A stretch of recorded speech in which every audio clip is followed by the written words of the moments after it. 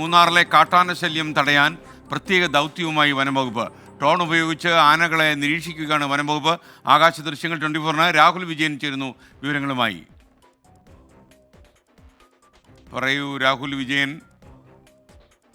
മൂന്നാർ ടൗണിനോട് ചേർന്നുള്ള പ്രദേശത്താണ് ഈ കാട്ടാനക്കൂട്ടമുള്ളത്. കഴിഞ്ഞ കുറച്ച് നാളുകളായി ഈ പ്രദേശത്ത് കാട്ടാന ശല്യം അതിരൂക്ഷമാണ്. പടയപ്പം മാത്രമല്ല, കാട്ടാനക്കൂട്ടവും അതിരൂക്ഷമായിട്ടുള്ള സാഹചര്യം അവിടെ ഉണ്ടാക്കുന്നു എന്നുള്ളതാണ് നാട്ടുകാർ പറഞ്ഞിരുന്നത്. വനംവകുപ്പിന്റെ ഒരു പ്രത്യേക RRT ആനകളെ നിരീക്ഷിക്കാൻ വേണ്ടി ഉണ്ട്. അവരുടെ ദൗത്യമാണ് ഇപ്പോൾ നടക്കുന്നത്. ഈ മൂന്നാർ ടൗണിനോട് ചേർന്ന് ഈ കാട്ടാനക്കൂട്ടം എത്തിയിരിക്കുന്നത് കൊണ്ടാണ് ഡ്രോൺ ഉപയോഗിച്ചുകൊണ്ട് ആനകളെ നിരീക്ഷിച്ച് അതിനെ വനമേഖലയിലേക്ക് തുരത്താൻ വേണ്ടിയുള്ള ശ്രമം ഇപ്പോൾ വനംവകുപ്പിന്റെ പ്രത്യേക സംഘം നടത്തിക്കൊണ്ടിരിക്കുന്നത്. ഇന്ന് പുലർച്ചെ മുതലാണ് ഈ ദൗത്യം തുടങ്ങിയത്.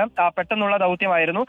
അതുകൊണ്ട് തന്നെ കൂടുതൽ ആളുകളെ ഉൾപ്പെടുത്തിക്കൊണ്ടുള്ള ദൗത്യമല്ല, വളരെ കുറച്ച് RRT അംഗങ്ങളാണ് ഇതിൽ ഉള്ളത് എന്നുള്ളതും വളരെ പ്രധാനപ്പെട്ട കാര്യമാണ്. എന്തായാലും ഇതുവരെ ആനകളെ തുരത്തി വനമേഖലയിലേക്ക് കടത്താൻ കഴിഞ്ഞിട്ടില്ല എന്നുള്ളതാണ്. ആ ദൗത്യം ഇനിയും തുടരും. ആനകളെ അവിടെ നിന്ന് എന്തായാലും തുരത്തേണ്ടത് അനിവാര്യമായിട്ടുള്ള കാര്യമാണെന്ന് വനംവകുപ്പ് ഉദ്യോഗസ്ഥർ തന്നെ പറയുകയും ചെയ്യുന്നുണ്ട്. അതിന്റെ ആകാശ ദൃശ്യങ്ങളാണ് നിലവിൽ ഇപ്പോൾ കാണുന്നത്.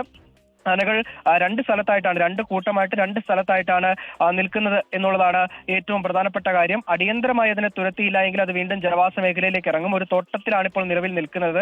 തോട്ടം തൊഴിലാളികളൊക്കെ ഒരുപാടുള്ള സ്ഥലമാണ്. അതുകൊണ്ട് തന്നെ അത് കൂടുതൽ പ്രതിസന്ധി ഉണ്ടാക്കുന്ന ഒരു സാഹചര്യം കൂടിയാണ്. അതിനാൽ തന്നെയാണ് ആനകളെ എത്രയും വേഗം കാട് കയറ്റാൻ വേണ്ടിയുള്ള ഒരു നടപടിയിലേക്ക് വനംവകുപ്പ് അടിയന്തരമായി നീങ്ങിയിരിക്കുന്നത് എന്നുള്ളതാണ് റേഞ്ച് ഓഫീസർ തന്നെ വ്യക്തം